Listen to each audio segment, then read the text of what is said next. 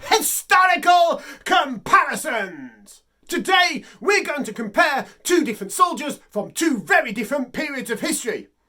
Over here we've got a soldier from the War of the Roses, steel-plated armour covering him head to toe. Over here we have a German army soldier from the Second World War wearing wool. Compare their weapons. Over this way we've got billhooks and swords. Over this way we've got hand grenades and guns. Quite different really. However, it's really easy to spot the differences through history, but the challenge is finding the similarities. So, if we were to look first of all at this helmet from the War of the Roses, this is called a sallet helmet. It's open-faced, it's rounded at the top, and it's got a tail over the neck to protect you a little bit more. Compare that with the German army helmet, and we have an open face, a dome over the top of your head, and a tail to protect your neck. Both very similar, and a lot of people believe that the German army used historical designs to design their, at the time, modern helmets. Now that's not the only similarity we see. Take another medieval helmet, the Kettle helm. The Kettle helm is a large dome over the top of the head, and it's got a rim all the way round it.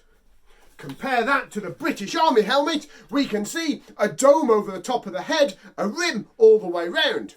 Now, these have even got straps to hold them onto your head so they don't drop off when you're running around. Now, it's not just the armour where we see the similarities. Weapons, for example. All through history, one of the greatest weapons has been a pointy stick. Take this prehistoric one. We've got a piece of wood with a sharpened piece of wood on the front. Perfect for stabbing something slightly out of your reach. Next up, take us to Viking and Saxon Britain, where we can take a piece of wood, stick and steel or an iron head on, and we've got a spear. Perfect for stabbing something slightly out of your reach. Next up, jump forward in history again to the War of the Roses. We could take billhooks or a glaive like this one, where we've got a reinforced stick and then something pointy on the end for stabbing something slightly out of your reach. Now surely the Second World War can't have a weapon like this.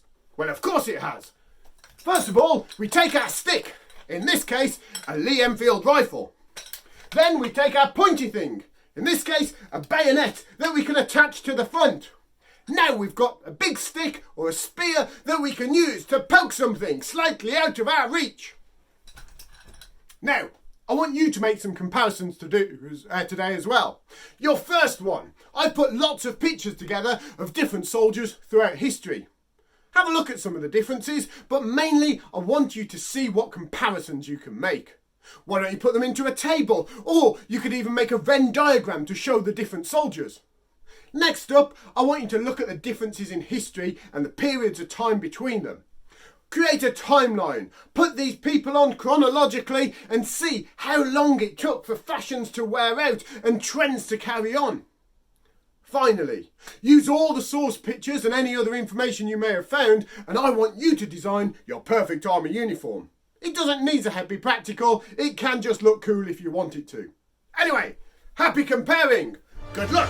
I'm off to put the kettle on!